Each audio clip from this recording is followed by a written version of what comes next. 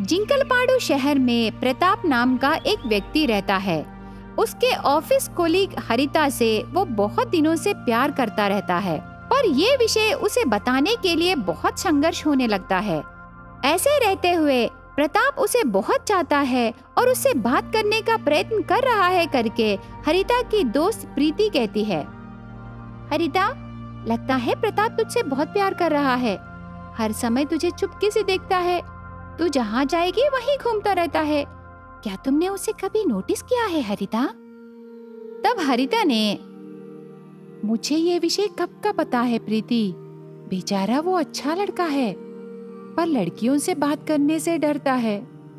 एक innocent face रख के कुछ कहने के लिए मेरे पीछे घूमता रहता है। ऐसे वो मेरे पीछे पड़ने से वो फीलिंग मुझे बहुत अच्छा लगा प्रीति।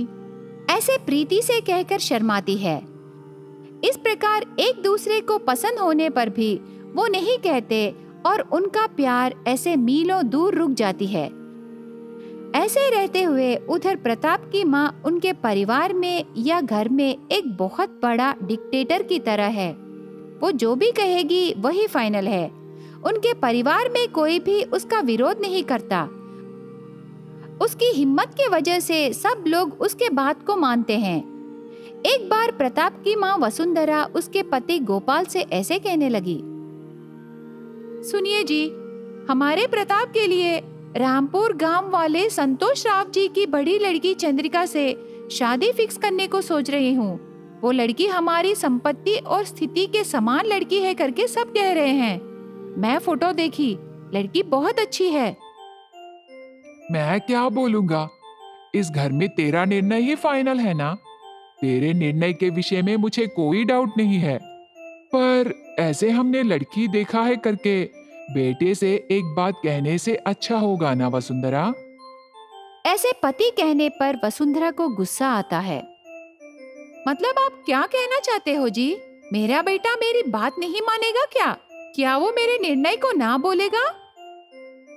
वो बात नहीं है वसु, मेरा मतलब है शादी उसकी जिंदगी का विषय है ना, इसीलिए मैं कह रहा हूँ। ऐसे कहकर पत्नी को ठंडा करता है।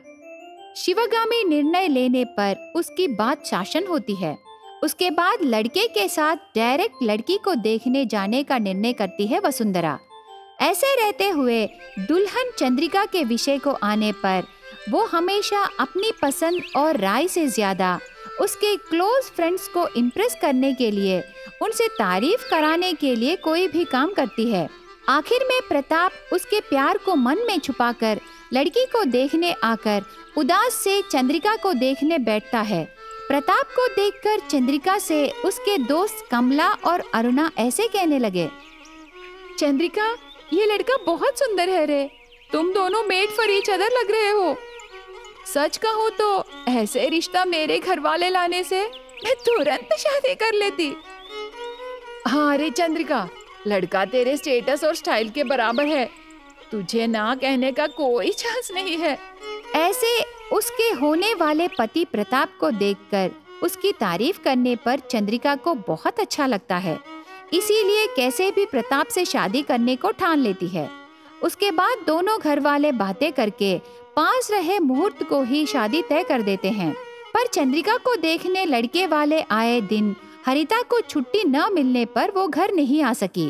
एंगेजमेंट होके एक हफ्ता बाद मुहूर्त रहने पर हरिता दीदी के शादी से बहुत खुश होती है, क्योंकि वो अभी तक होने वाले जीजा को नहीं देखी। ठीक मंगलसूत्र पहनाते समय उसकी दीदी के बाजू प्रताप को देखकर हरिता शॉक हो जाती है। प्रताप भी मंडप में वो प्यार किए हरिता को देखकर शॉक हो जाता है। शादी होने के बाद प्रताप ससुराल में रहते समय हरिता बहुत दुखी रहती है। तब घर पर कोई न होने के समय में हरिता प्रताप से ऐसे कहने लगी, मैं तुझे इनोसेंट समझी, पर तुम तो बहुत बड़े चीटर हो। इतने दिन तुम मुझे प्यार करके मेरे पीछे घूमने से मैं तुम्हें देख रही थी। मैं उस मोमेंट को एंजॉय कर रही थी। तुम आकर मुझे आई लव यू कहने से मैं तुझे आई लव यू कहने को सोची, पर तुम मुझसे प्यार करके दहेज के लिए मेरी दीदी से शादी किए धोखेबाज हो। You are a big cheater Pratap. ऐसे रोती हुई वो जो कहना चाहती है वो कह देती है, पर प्रताप की बात सुने बिना ही वहाँ से चली जाती है। उससे प्रताप माँ की बात को टाल नहीं सका और हरिता को भी समझा नहीं सका। इस तरह थोड़े महीने बीत जाते हैं।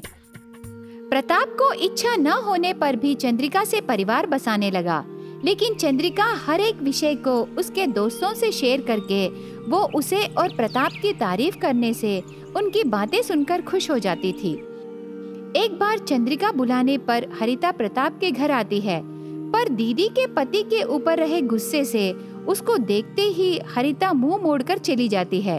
तब प्रताप ने हरिता को इस बार कैसे भी पूरा विषय बता देना है।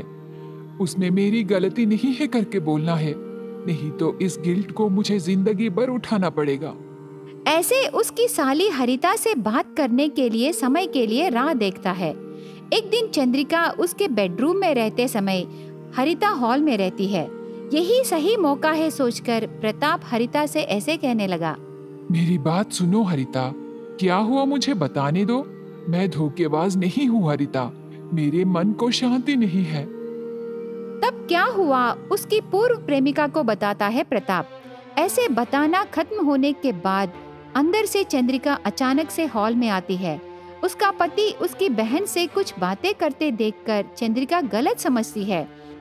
चंद्रिका के अंदर ईर्ष्या का भाव बढ़कर गुस्से से, तुझे अच्छा लड़का सोचकर मैंने तुझसे शादी की, लेकिन अब देखने से घर में मुझे रहते ही हॉल में मेरी बहन से इस समय में बात कर रहे हो, मतलब तुझे क्या कहना है, छी। ऐसे गुस्सा होकर मायके के घर चली जाती है। इस प्रकार घर में पत्नी से और हॉल में साली से दूर रहने की स्थिति आती है प्रताप को।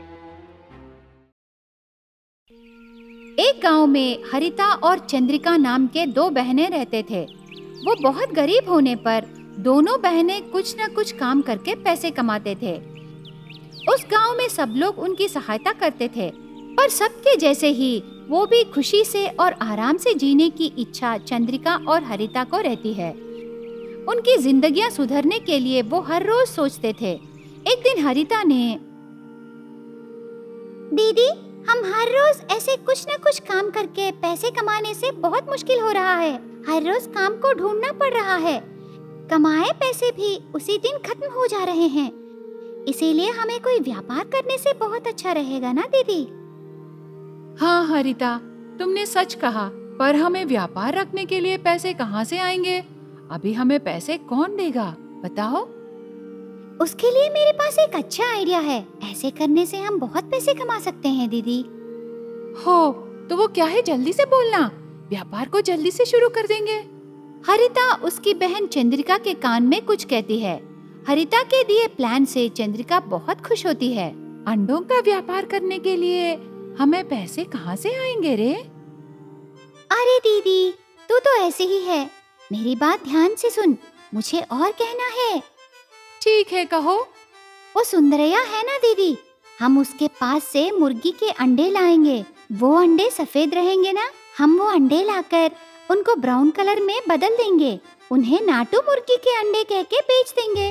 तब सब लोग हमारे पास आकर खरीदेंगे। ये सब तो ठीक है, लेकिन उन सफेद अंडों को ब्राउन कलर में कैसे बदलेंगे? वो तो बहुत आसान है दीदी, मैं बताऊंगी ना। पहले हम उस सुंदरैया के पास जाकर अंडों को कर्जे में लाएंगे। ठीक है, चलो चलते हैं।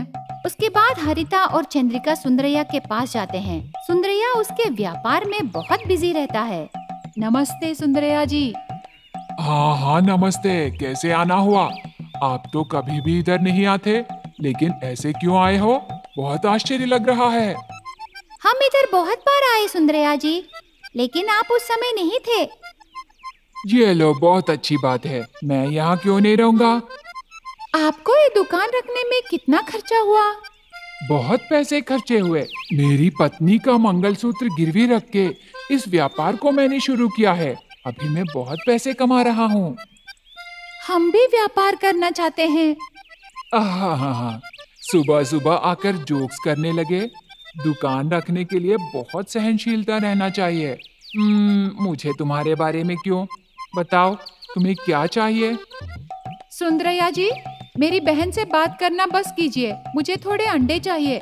मैं आपको 2 दिन में पैसे दे दूंगी। बहुत सारे अंडे ले जाना चाहते हो, लेकिन किस लिए? इतने सारे अंडे तुम्हें किस काम से चाहिए? इतने सारे प्रश्न तो पुलिस वाले भी नहीं पूछते। हमें कर्जे में अंडे चाहिए, 2 दिन में पैसे दे देंगे, दोगे कि नहीं? मैं जरूर दूंगा, पर इतने सारे अंडे ले जाने का कारण क्या मैं जान सकता हूँ? हमारे लिए ही जी, पका के खाने के लिए ले जा रहे हैं। हमारे मेहमान आ रहे हैं, उन सब के लिए अंडे ले जा रहे हैं। आप जल्दी देने से अच्छा रहेगा। ये लो अंडे, लेकिन पैसे 2 दिन में जरूर दे देना है। ऐसे सुंदरैया से बहुत सारे अंडे लेकर दोनों बहनें घर ले जाते हैं। घर में टी डिकॉशन में सफेद अंडों को डुबाते हैं। वो ब्राउन कलर में बदल जाते हैं। सफेद अंडे ब्राउन कलर में होने पर वो बिल्कुल नाटू मुर्गी के अंडे जैसे लगते हैं। उन्हें देखकर चंद्रिका और हरिता खुश होते हैं। उनके घर के सामने अंडे रख के बेचना शुरू करते हैं। नाटू मुर्गी के अंडे, नाटू अंडे, आइए आइए, जल्दी खत्म हो जाएंगे, आकर ले जाइए। एक अंडा सिर्फ 10 रुपए में, जल्दी आइए, जल्दी आकर ले जाइए। ऐसे कह के चंद्रिका और हरिता अंडे बेचने पर सब गांव वाले वहां आकर उन अंडों को खरीदने लगेंगे। इस तरह एक दिन में ही सभी अंडे बिक जाते हैं। बहुत पैसे मिलने पर अगले दिन वो सुब्बैया के दुकान के पास जाते हैं। क्यों माँ, क्या मेरे पैसे लाए? ये लीजिए आपके पैसे, मुझे और अंडे चाहिए। ये लो अंडे ले जाओ, ये सब तुम ले जाओ। ऐसे कह के सुंदरैया और थोड़े अंडे देता है। उसके दुकान से अंडे ले जा रहे चंद्रिका और हरिता पर सुंदरैया को अनुमान आता है। कल से मैं देख रहा हूँ, पता नहीं क्या हुआ, मेरे दुकान को अंडे खरीदने कोई भी नहीं आ रहे, लेकिन ये बहनें तो बहुत सारे अंडे ले जा रहे हैं। कुछ तो जरूर है, इनके पीछे जाने से सब पता चल जाएगा। ऐसे सोचकर सुंदरैया चंद्रिका और हरिता के पीछे जाने लगा। दोनों बहनें घर जाकर टी डिकॉशन में अंडों को डुबाना सुंदरैया छुपके से देखता है। तब वो आसपास वालों को बुलाकर दिखाता है। देखे ना, ये लोग क्या कर रहे हैं? इन्हें नहीं छोड़ना चाहिए, पुलिस को सौंप देना है। अरे सुंदरैया जी, हमें माफ कीजिए, हम सबसे माफी मांगते हैं। आगे से हम ऐसी गलती नहीं करेंगे, दया करके हमें पुलिस को मत सौंपिए। हम आपको प्रार्थना करते हैं, हमें क्षमा करके छोड़ दीजिए। ऐसे चंद्रिका और हरिता गलती मानकर सब लोगों से माफी मांगने पर वहां रहे सब गांव वाले माफ कर देते हैं और अपने अपने घर चले जाते हैं। उनकी गलती का एहसास होकर दोनों बहनें हर रोज काम पर जाकर जीना शुरू करते हैं।